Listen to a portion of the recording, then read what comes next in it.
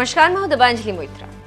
RSS प्रमुख मोहन भागवत एक कार्यक्रम में शामिल होने पहुंचे थे। इस दौरान उन्होंने दंगाइयों पर जमकर निशाना साधा और उन्हें नसीहत दे डाली।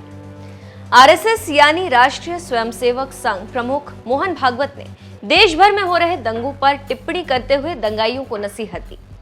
मोहन भागवत ने कार्यक्रम में कहा कि जिस समाज को हिंसा पसंद है वो अपने आखिरी दिन गिन ले।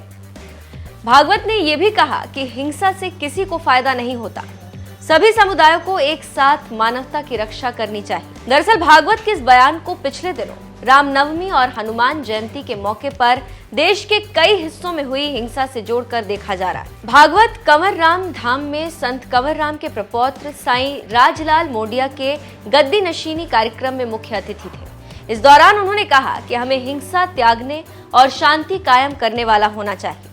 सभी समुदायों को मानवता की रक्षा का काम प्राथमिकता से करने की जरूरत है।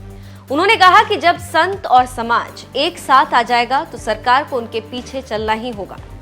आपको बता दें कि मोहन भागवत संजय शेरपुरिया द्वारा पाकिस्तान में रह रहे हिंदुओं की पीड़ा पर लिखी गई किताब मैं माधो भाई एक पाकिस्तानी हिंदू का लोकार्पण करने पहुंचे थे। इस दौरान अपने संबोधन में उन्होंने पाकिस्तान में रह रहे हिंदुओं और पाकिस्तान से भारत आने वाले हिंदुओं की पीड़ा के बारे में कहा कि सिंधी समाज के लोग गंवाकर नहीं बल्कि सब कुछ छोड़कर आए और एक दिन भारत फिर से अखंड जरूर होगा।